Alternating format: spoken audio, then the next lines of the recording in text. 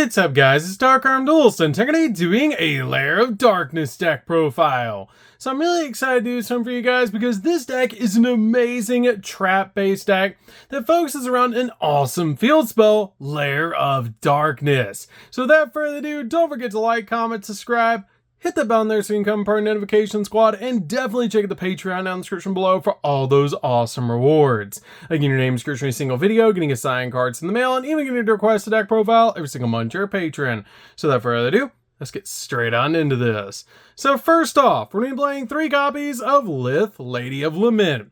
This card is definitely a 3-of in the build, with the ability, if this card is normal summon, its original attack becomes 1,000, but quick effect, you can actually tribute a dark monster, reveal 3 normal trap cards in your deck, your opponent randomly choose one of them to set to your side of the field, and you shuffle the rest back into your deck, giving you access to basically any trap you need at any time, which is absolutely amazing, even when you combine this card with Lair of Darkness, so you can tribute your opponent's monsters to be able to set trap cards to your field. We then play a single copy of Alice. Alice is really good as a 1-of in the build, but you only really need 1 copy of this card, because when this card is normal summon, it lets you target a Lady of Lament monster in your graveyard and special summon it. You can also banish 1 trap card from your hand or graveyard to special summon this card from your hand, and if this card is tributed or in its owner's possession is destroyed by an opponent's card, you can actually add a Fiend monster whose combined attack and defense equals exactly 2,000 from your deck to your hand, which is always going to be your Lady of Lament cards. We then play a single copy of Loris. Loris is really good as a 1-of in the deck because this card is almost like a Pot of Avarice-like ability that you can target 3 or 6 of your normal trap cards that are banished or in your graveyard and place them on the bottom of the deck in any order. Then draw 1 card for every 3 that you place back, which is a really cool ability just to basically recycle your resources. This card also has an awesome ability if another monster is tributed or if a normal trap card is sent to the graveyard by an opponent's card effect, except during the damage step, you can turn a normal trap in the graveyard and set it back to your side of the field. We then play 3 copies of Arima. Arima is really good to be able to search out your copy of Lair of Darkness, letting you discard this card to add Lair of Darkness from your deck to your hand.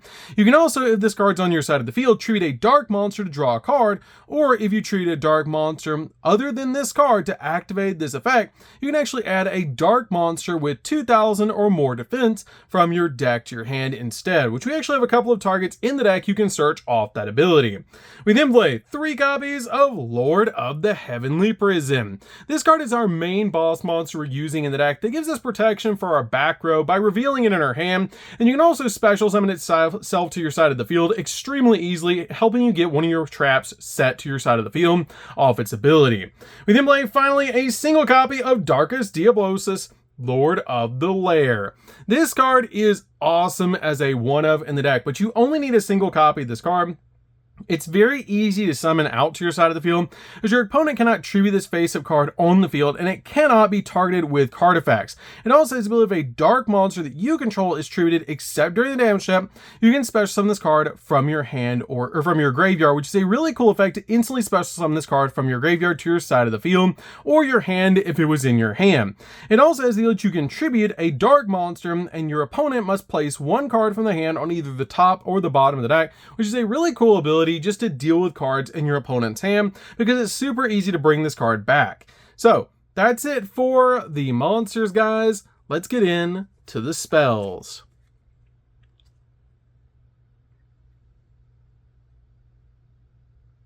So for the spells, we're just going to be playing a few, starting off with Pot of Extravagance. Pot of Extravagance helps out a lot in this build because you really don't need the extract all that much because the majority of our plays are going to be coming from our trap card. But this card is really good to help us draw 2 cards and basically just banish 6 out of our extra deck. We then play 3 copies of Lair of Darkness. This card is an insane field spell. It has the ability of all face-up monsters on the field become dark. Also, once per turn, if you attribute a monster that you control to activate a card effect, you can attribute a dark monster that your opponent controls even though you do not control it, which is such a powerful ability to be able to attribute your opponent's monsters to pay costs, which is amazing. Also, once per turn, during the the end phase, you special summon as many torment tokens that are Fiend, Dark, level 3, 1000 attack, 1000 defense as possible to the turn player's field in defense position up to the number of monsters tributed this turn while this card was face up, which is a really awesome ability to generate a bunch of tokens on our side of the field by tributing our opponent's monsters, and just helps out a lot in the deck overall to be able to basically tribute your opponent's cards. So that's it for the spells, guys. Let's get in to the traps.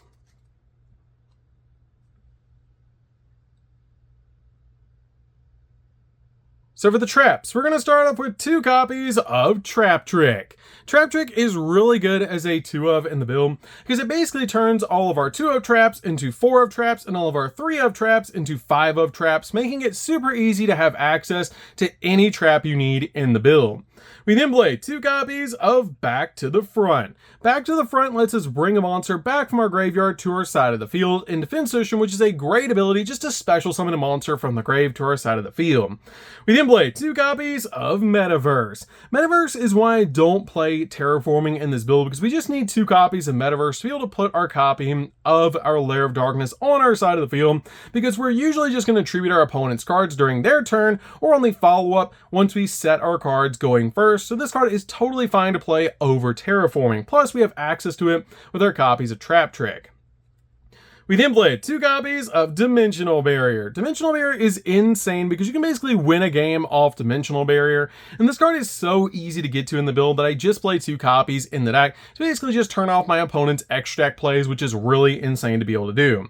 We then played 2 copies of Karma Cannon. Karma Cannon is one of the most powerful trap cards in the entire game, basically being a Book of Eclipse to flip all monsters on the field face down, and if a monster cannot be flipped face down, the opponent must send it to the graveyard, or we have to send to the graveyard. And since tokens cannot be flipped face down, it outs tokens on your side of the field, which is a little bit of a downside, but sometimes your opponent will have tokens, so this card is great to outlink monsters, tokens, and even towers like boss monsters. Because Karma Cannon is insane, it actually affects the player and it doesn't affect the cards like Evenly Matched, so it does out towers like boss monsters, which is insane.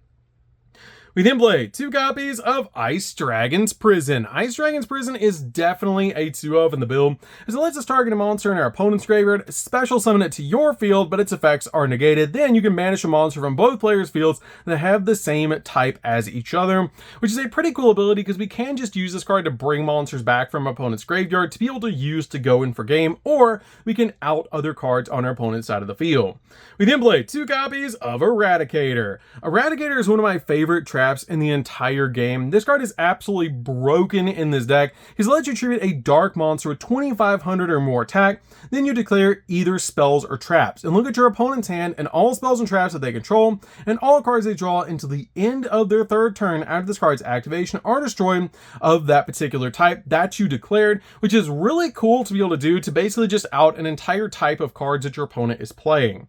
Speaking of outing cards, we're also playing 2 copies of Full Force. Full Force is great as a 2-of in the build, and this card helps out a lot overall to be able to tribute a dark monster with 2000 or more defense points, and look at your opponent's hand and all monsters that they control and all cards they draw until the end of their 3rd turn after this card's activation, and destroy all those monsters with 1500 or less defense points, which is such a powerful effect to be able to out a bunch of different cards that your opponent might be playing. We then play 3 copies of Dogmatic Punishment. Dogmatic Punishment is really good at popping cards on the field, especially with all the targets we're playing in the extract, to be able to pop monsters on your side of the field, and depending on what you send to the graveyard, depends on the bonus effects we get, and have some really spicy tech cards in the extract that you can actually play with Dogmatic Punishment to get some really insane effects to go off. We then play 3 copies of Skill Drain. Skill Drain is insane in this deck. I did decide to drop Tour Guide in this build. So Skill Drain basically goes off insane in this deck because it does nothing to us in this build, because all of our monsters resolve elsewhere in the graveyard, in the hand, different places. So it doesn't really affect us at all to be able to resolve a Skill Drain. And sometimes with Skill Drain alone, you can instantly win games because we are playing cards like Lord of the Heavenly Prison that comes out 3000 attack points, and Darkest Diablosis, which is super easy to summon to our side of the field to OTK, and it really revolves around controlling the board with all of these trap cards like Skill Drain and your copies of Eradicator, which is so cool to be able to do. So that's it for the main deck, guys. Let's get in to the extra deck.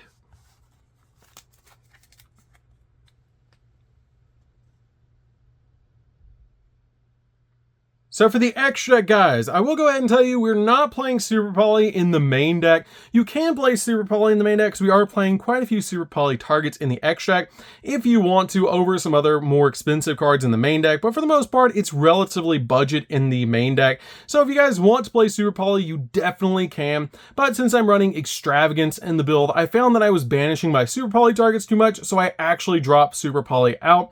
But these are some really good suggestions that you can play in the extract, but you can change out any of the other cards in the extract that are at 2 for copies of Pot of Prosperity in the main deck instead of Extravagance to be able to play cards like Super Poly and other targets like Mud Dragon and stuff like that, Dracostapelia, Starving Venom, other Super Poly targets that you might want to play. But let's get straight into the extract and see what we're playing. So starting off, we're playing 2 copies of Typhon. Typhon's really good in the deck to be able to play because it's so easy to make in any situation. We then play 2 copies of Zeus. You don't go into Zeus all that often because we are playing a trap deck, but it is an option that you can go into if you do summon out your copy of Typhon. You can go into Zeus later on in the duel to basically just out your opponent's board if we have run out of resources, so it is a pretty good option. We then play 3 copies of Elder Insigniest. Elder Insigniest is really good as a Dogmatic Punishment target. Dogmatic Punishment is really insane in the deck, and when I actually chose to play over Super Poly. So in the slots that you do see, basically Dogmatic Punishment targets are basically the slots you can change for cards that would be Super Poly targets. But Elder Insigniest is really good in the deck, basically as a 2/0 to be able to pop an additional card on the side of the field. For my spicy tech, though, I'm playing 2 copies of Chimera. Chimera is really insane as a Dogmatic Punishment target because this card has a really cool ability that a lot of players forget. If you don't play Chimera, you probably wouldn't know this effect, but it's insane that during your opponent's turn, quick effect, you can banish this card from your graveyard and then target a Beast, Fiend, keyword Fiend, or an illusion monster in the graveyard and special summon it. So you can actually bring back your Ladies of Lament back to your side of the field off Chimera's ability, which is really insane. We then played 2 copies of Garua. Garua is a Super Poly target and a really cool card to be able to play for Dogmatic Punishment. This card is just really insane and super easy to summon to your side of the field. And if it does touch the graveyard off your copy of Dogmatic Punishment, you do get to draw a card. We then played 2 copies of the Tri-Brigade Arms. Tri-Brigade Arms is really good because if the card does touch the graveyard, you do get to send a Beast, Beast Warrior, or Wing Beast to the graveyard, meaning you can either send Garua or Chimera to the graveyard to be able to use its effect. So usually when you resolve Dogmatic Punishment, you're sending your copy of your Tri-Brigade Arms first, and then either Garua to draw a card or a copy of Chimera for the follow-up to bring back one of the Ladies of Lament.